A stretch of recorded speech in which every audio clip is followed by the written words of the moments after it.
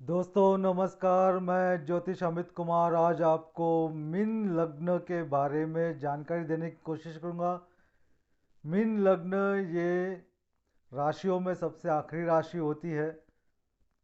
तो आइए आज हम लोग जानते हैं कि मीन लग्न के लिए क्या है। मीन लग्न के लिए गुरु, चंद्र और मंगल ये शुभ ग्रह होते हैं। शनि, रवि, शुक्र ये अशुभ होते हैं। बुध जो होते हैं वो सम होते हैं, सम यानी 50-50। राहु केतु जो है वो पाप ग्रहों के साथ अशुभ होते हैं और शुभ ग्रहों के संगत में आ गए तो शुभ फल देते हो।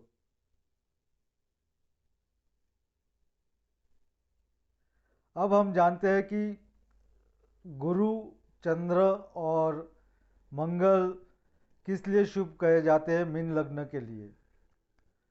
मीन लग्न में सबसे पहले घर में गुरु की राशि आती है मीन। लग्न यानी एसेंडेंट, और एसेंडेंट का जो स्वामी होता है वो हमारे लाइफ में सबसे इम्पोर्टेंट ग्रह माना जाता है। हमारी पर्सनालिटी, हमारे सोचने का तरीका और हमारा जो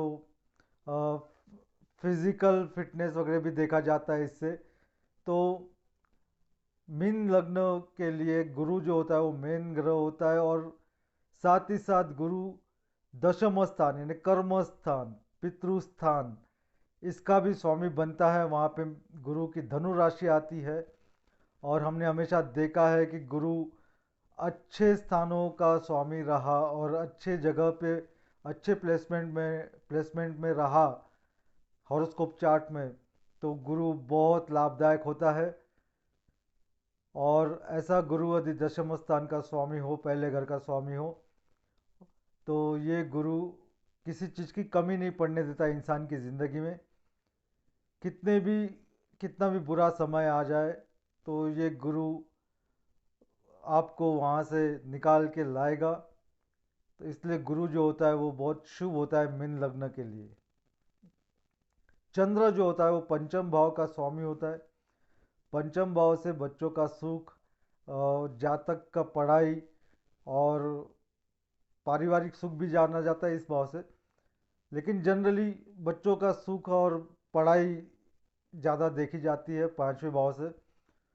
तो चंद्र जैसा शुभ ग्रह यदि पंचम भाव का स्वामी हो तो ये शुभ बन जाता है मीन लग्न के लिए।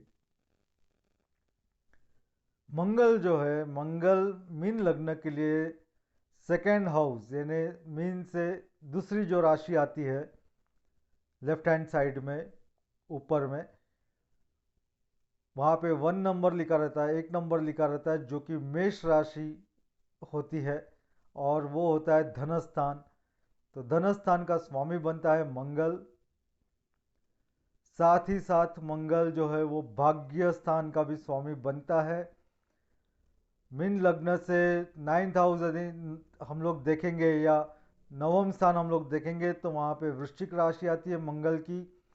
और भाग्य कारक होने की वजह से और धन स्थान का स्वामी होने की वजह से मंगल जो है वो एक योग कारक ग्रह बन जाता है। मीन लग्न के लिए बहुत अच्छा ग्रह बन जाता है। अब जानते हैं कि बुध समों की होते हैं। तो बुध जो होते हैं वो चतुर्थ भाव के स्वामी होते हैं। चतुर्थ भाव में मिथुन राशि आती है, ये एक द्विस्वभाव राशि है। सातवें भाव में या सातवें घर में कन्या राशि आती है बुध की।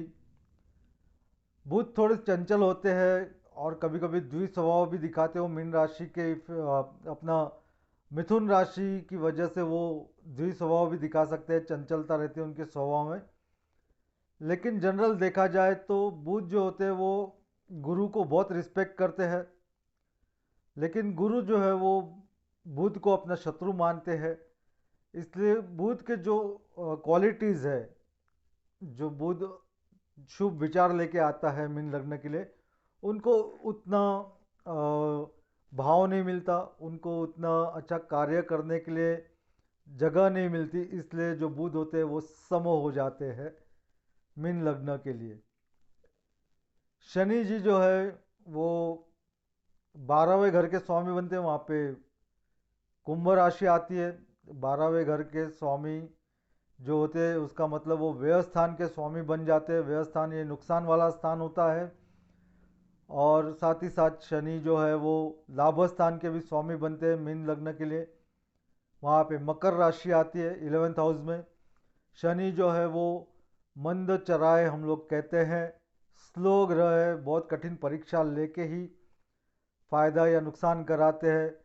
और लाभ और नुकसान के जगह का वो स्वामी होने की वजह से लाभ भी मिलने हैं तो बहुत धीरे लाभ मिल सकते हैं इंसान को, लेकिन बड़े परिश्रम करने पड़ते हैं, बहुत ज़्यादा कष्ट और मेहनत करनी पड़ती है, इसलिए इजीली गेनिंग नहीं हो सकती। तो मीन लग्न के लिए शनि जो होते हैं वो अशुभ होते हैं। शुक्र जो होते हैं वो तृतीय भाव के स्वामी होते हैं। तृतीय भाव में यदि शुक्र रहे खुद तो बहुत अच्छा रहता है। बहन भाइयों का बहुत प्यार मिलता है, मित्र परिवार अच्छा मिलता है, मित्र परिवार से बहुत हेल्प हो जाती है। लेकिन शुक्र साथ ही साथ अष्टम स्थान का भी स्वामी बनता है। अष्टम स्थान यानी मृत्यु स्थान, पाप घर हो जाता है। वहाँ पे शुक्र की जो है वो तुला राशि आती है। शुक्र की राशियाँ आपस में षडाष्टक योग करती है पाप घर से।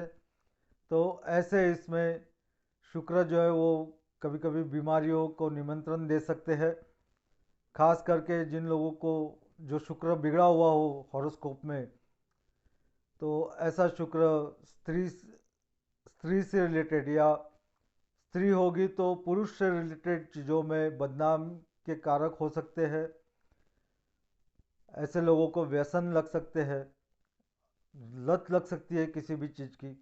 तो शुक्र यदि पाप घर में आ गया, पाप घर का स्वामी कहीं पाप घर में चला गया किसी और स्थान में, या पाप ग्रह के साथ योग बना रहा हो, तो ये शुक्र बहुत हानिकारक हो सकते हैं। इसलिए मीन लग्न के लिए शुक्र अशुभ होते हैं।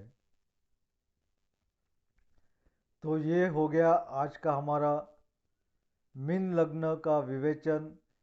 यदि आपको मेरा एनालिसिस पसंद आया हो तो लाइक कीजिए, सब्सक्राइब कीजिए और शेयर कीजिए, ताकि ज़्यादा से ज़्यादा लोगों तक ये जानकारी जा सके।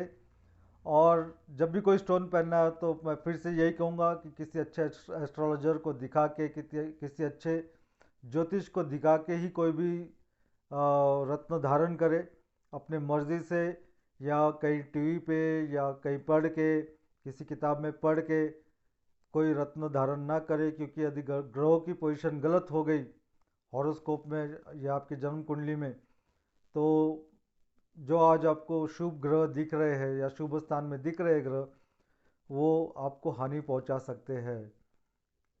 तो इसलिए किसी को अच्छे ज्योतिष जिसका स्टडी हो उसी को दिखा के रत्न पहने। तो ये था हमारा मीन राशि। हमने 12 लग्न राशियों का जाना है कि उनके लिए शुभ क्या होता है, अशुभ क्या होता है। और आगे जाके हम नए नए टॉपिक्स पे बात करेंगे। जो जानकारी मैं शेयर करना चाहूँगा, जितनी मैं आपसे शेयर करूँगा उतना ही मेरा नॉलेज भी अपडेट होते जाएगा। तो इसके साथ ही मैं आज्ञा चाहूँगा आप लोगों की। आपके यहाँ सब कुशल मंगल हो ये प्रार्थना करूँगा। नमस्कार।